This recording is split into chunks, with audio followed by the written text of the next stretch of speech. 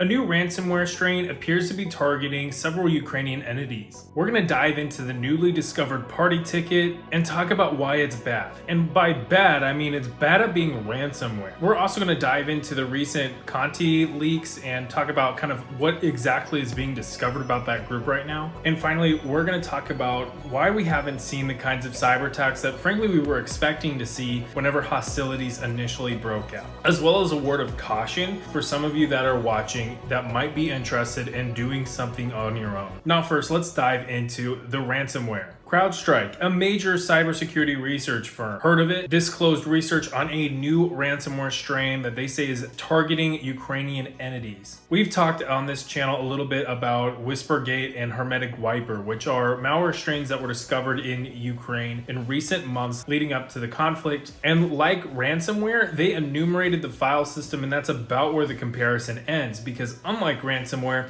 they don't encrypt the file system, they overwrite it completely. And of specific importance is it overwrites the master boot record, which stores the operating system. And then once it does all this, it restarts the machine, and because the operating system has been overwritten, the computer won't load. So it basically disables any machine that it is able to execute on. Now, CrowdStrike says that PartyTicket is a sibling to the aforementioned HermeticWiper, which they dib as DriveSlayer. Why can't we all just use the same names? Why do we each have to come up with unique names for the same thing? It's so confusing. They nickname this ransomware PartyTicket, although they also acknowledge that this has been named HermeticRansom. Again with the name, sheesh. What's funny is that in this article, CrowdStrike is really enumerating why this ransomware kind of sucks at being ransomware. And by that I mean due to some coding flaws, which could be due to a number of factors that they point out. One could be that the writer was not as familiar with the Go language that this ransomware is written in. Another reason could be time constraints, which prevented an effective set of testing on this ransomware. And there could be some other factors as well. But effectively, they provide a script that allows people that use that script to find the decryption key due to some of those coding flaws. They also point out a number of IOCs that refer to the US election. Those IOCs are going to be important because unless you have a bunch of files in your file system with similar types of references to the election, then that'll probably be a pretty good indicator that some files that you don't want that are related to this ransomware are on your file system. And if you do have naming convention that includes those types of Easter eggs, well, that's interesting and different. They post the script to be able to find the decryption key and a number of Yara rules that can help identify this ransomware, not only on the article, which I've linked down in the description,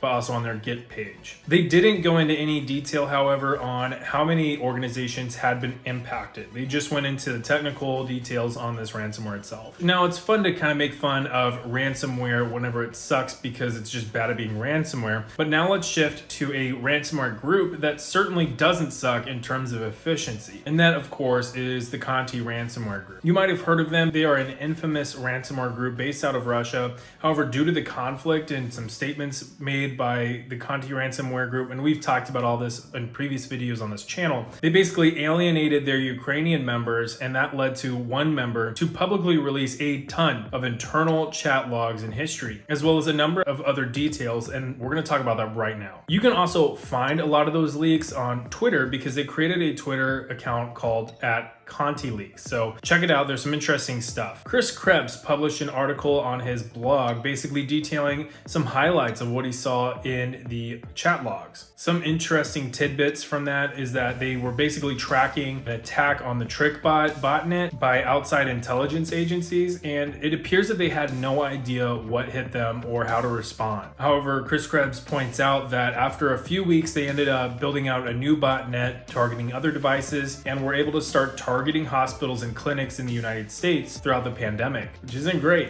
That's not great. They also noted interactions with Russian law enforcement as they were launching investigations and conducting these investigations at the behest of US law enforcement. Of note, it appears, according to these text logs and Russian actions, that the Russian government was a bit more interested in taking down the Revil ransomware gang and not so much the Conti ransomware group, which is definitely interesting, and I'm not quite sure, frankly, why that is. And no, that's not sarcasm. I really actually don't know. That it's just kind of one of those interesting things that popped out to me whenever I was reading this article. Others have also pointed out that Conti was basically tracking and acknowledging and referencing cybersecurity research that had been published online. They basically tag articles like Bleeping Computer, which even I tag in some of my videos, as well as a number of other things going on in the public cybersecurity space. Think of how an organization does threat intelligence and how they'll be checking in hacker forums to be able to get intelligence on threat groups. That's basically what they're doing, but using social media and other research forums to be able to identify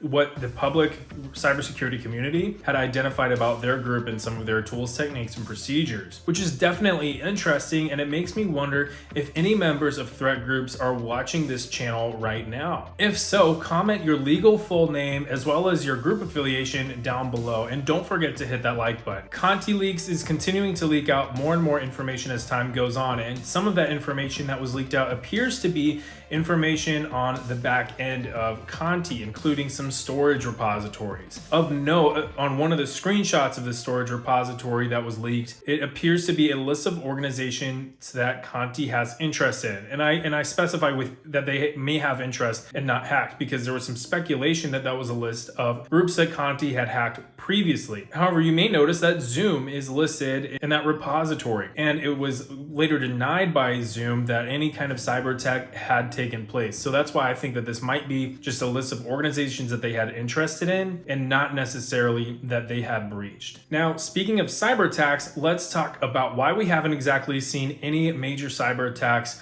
going on with regards to the war in Ukraine. As the military buildup was beginning, I was kind of concerned on what we would see in cyberspace in tandem with any kind of kinetic action. And I talked a little bit about that on this channel. Whenever hostilities did commence, a number of threat groups online immediately started to share their affiliation. For instance, Anonymous pledged support for Ukraine, Conti pledged support for Russia, and that's kind of what led to that fissure and those leaks that we were just talking about. And a number of other groups were basically picking their side. Among those affiliation pledges, a lot of them, like for instance, Anonymous, started making threats to initiate cyber attacks on Russia, or vice versa if they pledged alignment with Russia. So that combined with the capabilities that both Russia and the West maintain in cyberspace, there was certainly an expectation that digital infrastructure around the world was about to see significant pressure and disruption. However, we haven't seen exactly what we were expecting to see. Apart from some reports of obviously websites getting taken down in Russia, some rail nodes in Belarus were apparently hacked, as well as reports of other kinds of infrastructure throughout Russia and Belarus. And most of that isn't even really confirmed. A lot of it is claims. We haven't exactly seen huge amounts of cyber attacks and punches in cyberspace being exchanged. We've talked previously on this channel about how cyber is basically one of the driving forces up and down the escalation ladder. And basically what the escalation ladder is at the higher you climb, the more violence there is. And obviously we're wanting to descend from the escalation ladder, right? So what we have previously acknowledged on this channel was that a cyber attack can trigger Article 5 of the NATO Charter. That was utilizing some documentation from NATO. And of course, NATO Secretary General Jens Stoltenberg later came out and acknowledged that that is in fact the case. I said, as soon as he said that probably was more of a deterrent. Now that might have been enough to deter Russia from launching any kind of massive coordinated cyber campaign online. There might also be the mutual understanding that actions in cyberspace are inherently escalatory and that neither side is interested in unleashing a whole new front to this conflict. Personally, I've seen a number of people online sharing either that they were interested in conducting their own kinds of operations in cyberspace, or even outright sharing pictures of them launching denial of service attacks on Russia. And I want to say right now that if you're interested in doing that, don't. That's still illegal. It doesn't matter what's going on. It's illegal. You don't do that. Not only is that illegal and you can get yourself into trouble, but that also undermines the work that is being done by governments around the world to try to de-escalate and control this situation. One of the other threads that we've talked about in previous videos is that it's yet unclear what combatant status looks like with regards to cyberspace and hackers. And every country seems to have their own interpretations of this, including Russia. And it's not yet clear what their interpretation will be of rogue actors actors in cyberspace like criminals and hacktivists and that kind of thing that are operating independent, and how that relates to governments and their actions in cyberspace. There is a non-zero chance that they might just rope everyone together and use that as a reason for provocation. And as I've said before, the goal right now is to protect Ukrainians and to descend from the escalation ladder. And frankly, launching your own cyber attacks and potentially provoking the Russians further only puts fuel on the fire, and that's the last thing that we need right now. All of that being said, leave it to the professionals who actually have lawyers and can actually help de-escalate this situation. Don't do your own thing, because still, that's illegal. You could still get yourself in trouble, and you could end up undermining the security of Ukrainians. If you want to support Ukraine right now, donate to a number of humanitarian causes that are getting stood up just about every day now, as well as helps combat the spread of disinformation and misinformation. Now, with regard to nation states in this situation, it's like I said, nobody wants to escalate this situation further. I've also said in previous videos that we are in uncharted territory right now with regard to nation states. Nobody, and I mean nobody, wants this situation to escalate further.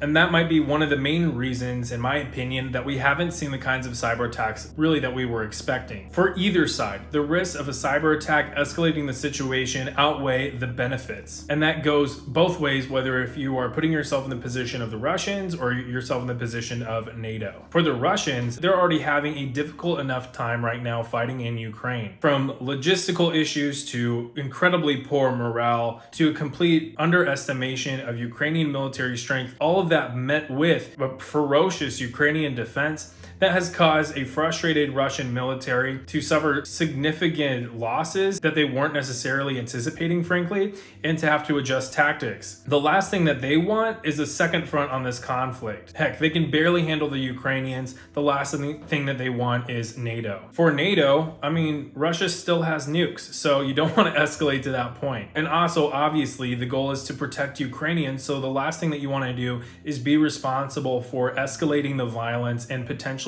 harming more Ukrainians in the process. So all of that puts us where we are right now, where we're not quite sure what the future holds in cyberspace, but we do know that it is one of the significant drivers of escalation, and that neither side seems to be willing to employ the full range of cyber effects on each other, which frankly is a good thing, because we don't want this to escalate further, and it is good to see that there's some level of restraint still being demonstrated on either side here. So anyway, all of that being said, here's a playlist that can help you basically get an assessment of concepts and news that's going on in Ukraine right now. And as always, stay safe, and I'll see you all next time. Bye.